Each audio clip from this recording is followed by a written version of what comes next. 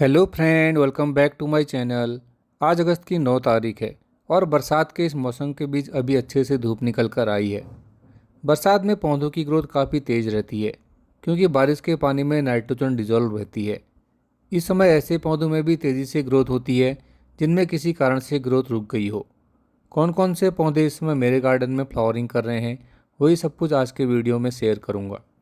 वैसे अगस्त के महीने में पौधों पर कम ही फूल आते हैं क्योंकि जो पौधे बाहर रखे हुए होते हैं उन पर लगातार बारिश का पानी पड़ते रहता है।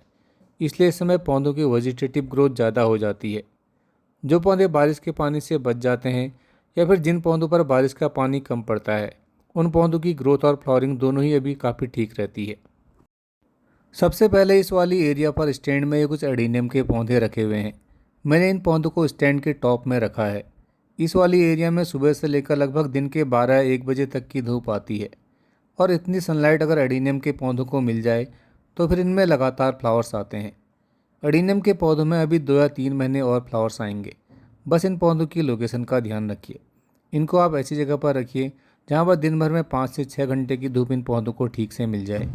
अगर बारिश के पानी से बचा सकते हैं तो बिल्कुल बेस्ट है। इसके बाद ये जिरेनियम के पौधे हैं, इनमें भी अभी हल्की सी फ्लावरिंग हो रही है। हालांकि जिरेनियम के पौधों का जो मेन ग्रोइंग सीजन रहता है वो सर्दियों का रहता है, लेकिन बरसात के समय अगर थोड़ा सा भी इन पौधों की केयर की जाए तो फिर इनमें फ्लावर्स भी आते हैं और ये आसानी से ख़राब भी नहीं होते।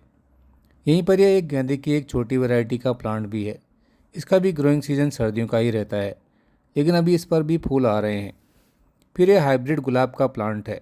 सर्दियों में इस पर भी काफ़ी ज़्यादा क्वांटिटी में फ्लावर्स आते हैं। अभी इस पर भी हल्की सी कलियां बननी शुरू हो गई हैं। अक्टूबर के बाद जब मौसम में ठंडक आना शुरू होती है तो उस टाइम पर गुलाब के पौधों में सबसे ज़्यादा फ्लावरिंग होती है।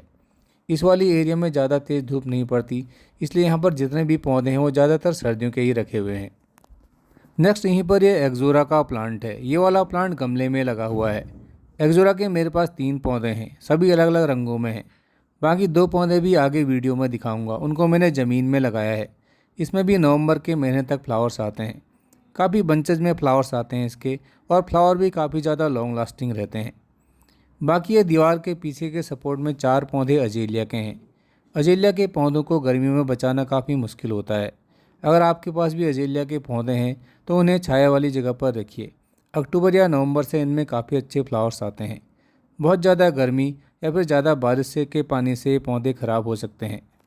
इसके बाद यहाँ पर हल्की सी धूप वाली लोकेशन में क्रोटन के पौधों में भी इस समय अच्छी ग्रोथ निकल कर आई है।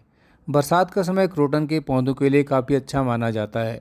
इस समय इनकी पत्तियों का रंग भी चेंज होता है और पूरे साल में एक यही महीना ऐसा रहता है जिस समय क्रोटन में अच्छी ग्रोथ भी रहती है और इनको रिपोर्ट भी आसानी से किया जा सकता है। अजेलिया का ये वाला प्लांट छाया वाली जगह पर रखा हुआ है और इस बार इस वाले प्लांट में गर्मी में भी कुछ फ्लावर्स आते रहे। नेक्स्ट मंथ इसकी मिट्टी में खाद मिलाऊंगा, उसके बाद इस पर और भी ज़्यादा फ्लावर्स आएंगे।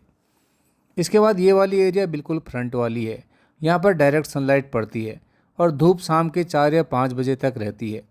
यहाँ पर जितने भी एडेनियम के पौधे हैं उनको मैंने सिंडर में ग्रो किया है, क्योंकि एक तो यहाँ पर धूप भी दिन भर रहती है, दूसरा यहाँ पर बारिश का पानी भी लगातार पड़ता है।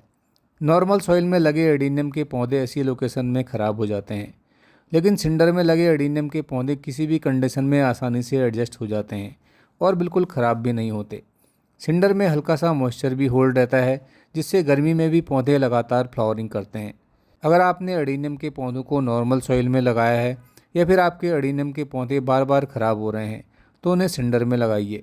सिंडर को परचेज करने का लिंक मैंने डिस्क्रिप्शन बॉक्स में दे दिया है। नेक्स्ट ये पूरे साल भर फूल देने वाला यूफोरबिया का प्लांट है। इसे भी मैंने एक 10 इंच के प्लास्टिक के गमले में ग्रो किया है। इस प्लांट पर लगभग पूरे साल ही फ्लावर्स आते हैं। सर्दियों में इसके फूलों का रंग और भी ज़्यादा शार्प हो जाता है और इस पर फ्लावरिंग भी काफ़ी ज़्यादा बढ़ जाती है।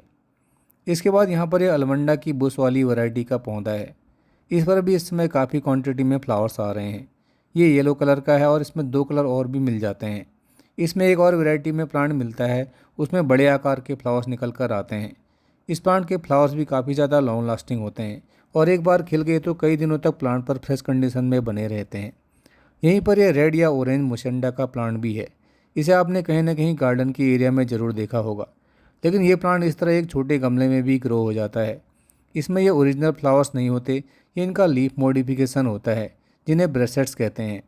इस प्लांट की धूप की रिक्वायरमेंट थोड़ा ज़्यादा रहती है, इसलिए इसको ऐसी लोकेशन में रखिए जहाँ पर दिन भर में इसे 5 से 6 घंटों की ठीक से धूप मिल जाए।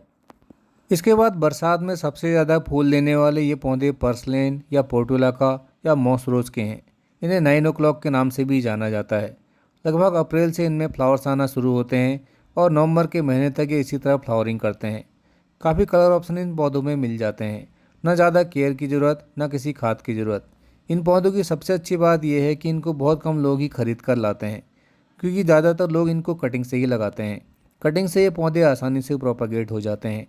जितने अच्छे अच्छे कलर ऑप्शन इन पौधों में मिलते हैं, उतने ज़्यादा कलर ऑप्शन शायद ही किसी और पौधों में मिल पाते हैं। बस इन पौधों को अपनी फ्लावरिंग के लिए प्रॉपर सनलाइट की ज़रूरत रहती है, इसलिए इनको आप ऐसी जगह पर ग्रो कीजिए जहाँ पर इनको ठीक से सनलाइट मिल जाए। बाकी छोटे से पुराने डब्बों से लेकर गमलों तक किसी भी कंटेनर में ये पौधे आसानी से ग्रो हो जाते हैं। एक्जोरा का एक प्लांट मैंने आपको पहले दिखाया था, वो वाला प्लांट गमले में लगा हुआ था। ये वाला येलो कलर का है और ये प्लांट ज़मीन में लगा हुआ है। एक्जोरा में बंचेज में फ्लावर्स आते हैं और इसके एक बंच में 100 से भी ज़्यादा पेटल्स होते हैं। किसी किसी स्पीसीज़ में पेटल काउंट 200 से भी ज़्यादा रहता है। ये एक्जोरा का तीसरा प्लांट है, इसमें पेटल काउंट सबसे ज़्यादा रहता है और फ्लावर भी इसके काफ़ी लॉन्ग लास्टिंग रहते हैं।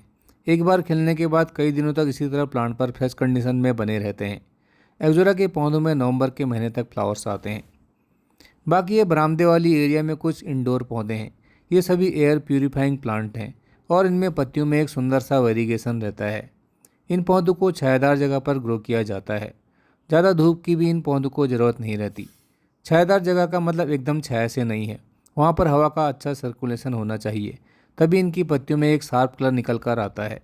एकदम छाया वाली जगह पर ये पौधे सर्वाइव तो कर पाते हैं, लेकिन इनकी ग्रोथ फिर ठीक से नहीं रह पाती। तो फ्रेंड्स, ये था संडे गार्डन अपडेट को लेकर आज का छोटा सा वीडियो। आपको मेरा गार्डन कैसा लगा कमेंट करके बताइएगा। अभी के लिए बस इतना ही, फिर मिलते हैं किसी नए वीडियो में किसी नए टॉपिक के साथ। तब तक देखते रहिए gardening with RPJ। Thanks and happy gardening.